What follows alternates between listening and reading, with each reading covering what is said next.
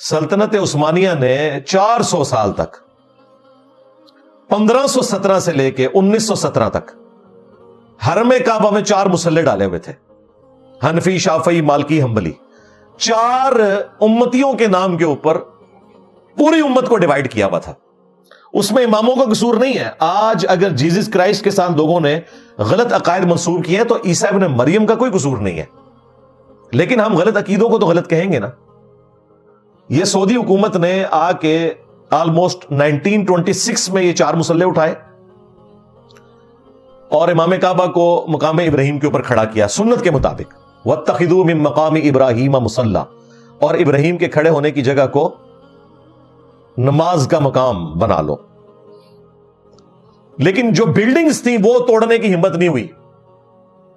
Buildings انہوں نے 1955 میں آ کے توڑی ہیں، اس لیے ہمارے پاس کلرڈ اس کی تصویریں موجود ہیں۔ وہ 4 جو انہوں نے فرقہ وارانہ کام کیے تھے، پیرلل میں 4 نمازیں ہوتی تھی، یعنی فجر کی 4 نمازیں ہو رہی ہیں، ظہر کی 4 ہو رہی ہیں، چلے اس میں تو ٹائم آگے پیچھے کر لیتے تھے، مغرب تو ساروں نے کٹھی پڑھنی ہوتی تھی۔ تو پیچھے نماز پڑھنے والوں کو سمجھ نہیں آتی تھی کہ اب ہمارے امام نے رکوع کیا ہے یا کسی دوسرے امام نے کیا ہے، تماشا لگا کے رکھا ہوا تھا انہوں نے۔ پھر اللہ تعالیٰ نے ان کی یہ بدعت ختم کی اور اب قیامت تک کے لیے یہ الحمدللہ بدعت ختم ہو گئی، کیونکہ حنفیوں کی بھی اللہ تعالیٰ نے کمر توڑ دی ہے، ان میں بھی 2 فرقے بن گئے ہیں، حنفی بریلوی اور حنفی دیوبندی۔ لہذا اب تو 4 مسلحوں والا معاملہ ہی نہیں رہا، اب حنفیوں کے ہی 2 مسلح ہو گئے۔ خیر اب تو یہ سارا معاملہ انشاءاللہ تعالیٰ اللہ کے حکم سے ایڈریس ہو گیا۔ تو وہ جو سعودی حکومت کا کام تھا بالکل درست تھا۔ اس کے علاوہ انہوں نے وہاں پہ جو سلطنت عثمانیہ نے مزارات بنائے ہوئے تھے جن کا کوئی لینا دینا ہی نہیں تھا قرآن و سنت کے ساتھ، وہ انہوں نے گرائے اور انہوں نے یہاں پہ ہنگامہ کھڑا کیا، جی مزارات شہید کر دیے۔ اور شہید تو حلال چیز ہوتی ہے، جو حرام کام ہے اس کو ختم کرنا تو سنت کو اسٹیبلش کرنا ہوتا ہے۔ صحیح مسلم میں حدیث ہے، میں تمہیں منع کرتا ہوں قبروں کو پکا کرنے سے، قبروں پر عمارت بنانے سے اور قبروں پر بیٹھنے سے۔ ڈائریکٹ بیٹھنا بھی منع ہے اور مجاور بن کے بیٹھنا بھی منع ہے۔ صحابہ کرام علیہم رضوان سونے کا گنبد رکھ دیتے نبی الاسلام کی قبر اطہر کے اوپر، انہوں نے یہ حرکت نہیں کی، انہیں پتا تھا نبی الاسلام نے منع کیا ہے۔ ٹیکنالوجی بھی موجود تھی، نبی الاسلام کی پیدائش سے بھی 35 سال پہلے آیا صوفیہ کا یہ گنبد ہے جو گنبد خضرا سے بھی 10 گنا بڑا گنبد ہے،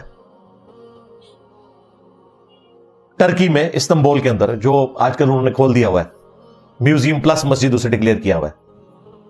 یہ نبی الاسلام کی پیدائش سے بھی 35 سال پہلے کا ہے، لیکن نہیں بنایا۔ ڈوم آف دا راک یروشلم میں، یہ صحابہ کرام کے زمانے میں عبد الملک بن مروان جو اموی خلیفہ تھا اس نے بنایا تھا، کیونکہ وہ ایک چٹان کے اوپر تھا۔ مسجد پہ آپ گنبد بنا سکتے ہیں، چٹان پہ بنا سکتے ہیں، قبر پہ نہیں بنا سکتے، اس لیے دیکھیں اس نے قبر پہ نہیں بنوایا، انہیں پتا تھا کہ نبی الاسلام کی نافرمانی ہے۔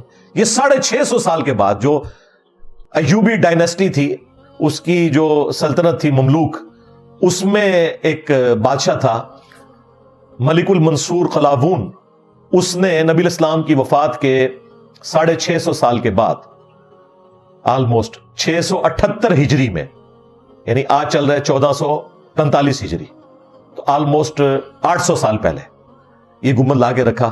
اس وقت لوگوں نے بڑی مخالفت کی، لیکن وہ حکومتی لیول کے اوپر ایک بدماشی سے کام ہوا، ایون جس نے مشورہ دیا تھا وہ معزول ہو گیا اور لوگوں نے کہا اسے سزا ملی ہے جو اس نے اس بدعت کا مشورہ دیا تھا۔ یہ باقاعدہ یعنی تاریخ مدینہ پہ جو سب سے اتھینٹک کتاب مانی جاتی ہے، اس میں ضعیف روایتیں بھی ہیں، اس میں وہ جعلی واقعہ بھی لکھا ہوا ہے نور الدین زنگی والا، لیکن یہ واقعہ اس میں لکھا ہوا ہے کہ یہ کس طریقے سے جو ہے وہ مدینہ شریف میں اس بدعت کو جاری کیا گیا، گنبد رکھنے کی۔ وفاء الوفا اس کتاب کا نام ہے، علامہ سمہودی کی 911 ہجری میں فوت ہوئے، آلموسٹ آج سے 500 سال پہلے انہوں نے یہ پوری تاریخ مدینہ جمع کی ہے۔ خیر یہ الگ سے ایک ٹاپک ہے۔ تو پھر اس کے بعد پھر ظاہر ایک سلسلہ شروع ہو گیا، بقیہ حرکت میں انہوں نے باقاعدہ مزارات بنائے اور اتنے بڑے بڑے گنبد، ان کی بھی تصاویر موجود ہے۔ پھر سعودی حکومت نے سب کچھ ختم کیا، یعنی سنت کو اسٹیبلش کیا، مزارات شہید نہیں کیے، سنت کو اسٹیبلش کیا۔